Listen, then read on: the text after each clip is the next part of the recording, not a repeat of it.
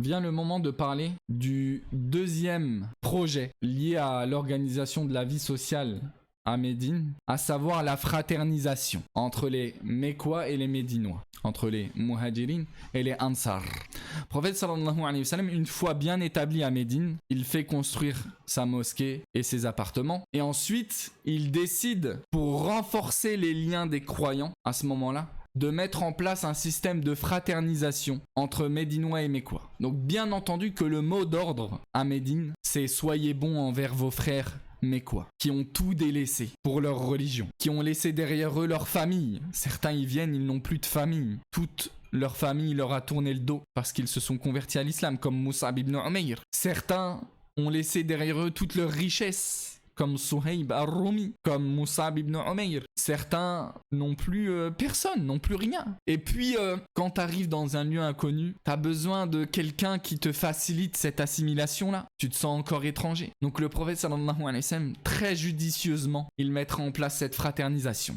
Et cette fraternisation, elle va très loin. Elle va jusqu'à faire en sorte que vous êtes frères. Pas de sang, mais vous êtes frères dans le partage. Partagez avec vos frères mécois qui n'ont plus rien. Donc il les mettra par binôme. Toi, tu vas avec lui. Toi, tu deviens frère de lui. Et il ira jusqu'à faire en sorte que si l'un de ces deux-là meurt, alors l'autre héritera de lui. Ce n'est même pas la famille directe du sang qui héritera, c'est le frère par ce système-là qui héritera de toi. Donc le prophète sallallahu alayhi wa sallam, il met Abu Bakr et Kharija ibn Zayd ensemble. Il mettra Omar ibn al-Khattab et Itban ibn Malik. Abdurrahman ibn Auf, il sera fraternisé, si je puis dire, avec Saad ibn al-Rabi'. Et les Médinois, ils ont été d'une exemplarité sans pareille dans le partage, dans l'altruisme et dans l'aide qu'ils ont apportée aux Mécois dans leur épreuve d'être étrangers, d'être laissés sans rien. Et parmi les plus célèbres récits qui démontrent cette exemplarité,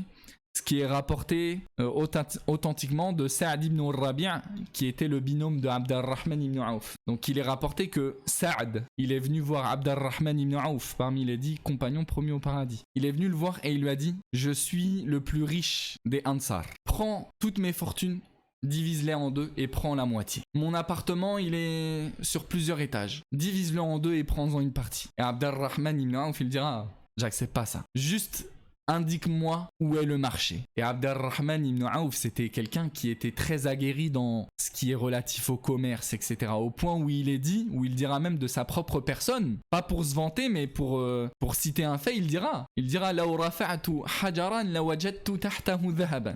Même si je soulève une pierre, je vais trouver de l'or en dessous. Et les gens savaient de ça de lui. Abdurrahman, même s'il lève une pierre, il va trouver de l'or en dessous. Et Abdurrahman ibn Auf, au bout de quelques jours, il s'est fait sa fortune en fait, seul. Le prophète sallallahu alayhi wa sallam, quelques jours après, il est rapporté authentiquement que le prophète sallallahu alayhi wa sallam, il est passé à côté de Abdurrahman ibn Auf et il a senti de lui une odeur de safran, de za'afaran. Et c'est un parfum qui coûte très très cher pour l'époque. Et le prophète sallallahu alayhi wa sallam lui a dit Ma sha'anouk, qu'est-ce qui t'est arrivé? Et Abdurrahman ibn Auf, il lui dira oui, je me suis marié. Et le prophète sallallahu alayhi wa sallam, il lui dira Aoulim bisha, fais une walima, fais un repas de mariage, même si ce n'est qu'en sacrifiant un mouton. S'ensuit le dernier projet impactant la vie sociale à Médine, que nous citerons durant ce cours, à savoir le pacte de Médine. Sahifatul Médina, Wathiqatul Médina. Le pacte médinois. Il est question d'un code que le prophète sallallahu alayhi wa sallam, il a décidé de mettre en place avec les gens autour de lui. Donc dans ce pacte-là,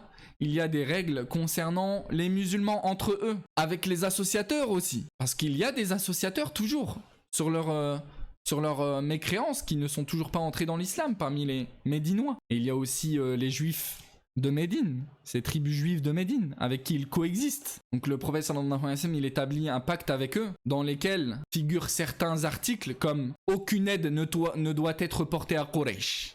Aucune aide. Il est question aussi plus généralement d'un pacte de non-agression. Vous êtes en sécurité, vous êtes sur votre religion, on vous contraint pas de rejoindre notre religion. Et aussi parmi les clauses de ce pacte-là, l'obligation ensemble de devoir défendre Médine et ses habitants. Sous-entendu, si Médine est attaquée, ou alors des habitants de Médine sont attaqués, alors on combat communément ensemble cet ennemi-là. Et des règles aussi qui régissent tout le monde, de manière générale.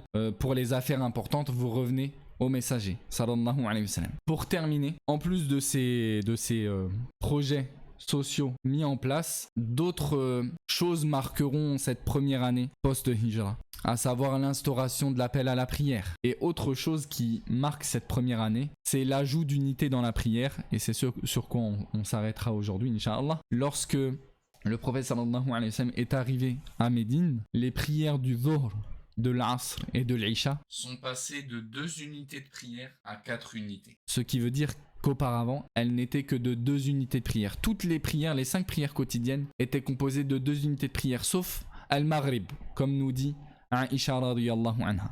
Et lorsque le prophète sallallahu alayhi wa sallam il a émigré à Médine, les prières sont devenues de 4 unités, sauf le Fajr qui est resté 2, et le Maghrib qui est resté 3. Voici ce sur quoi on s'arrêtera aujourd'hui. Barakallahu fikum.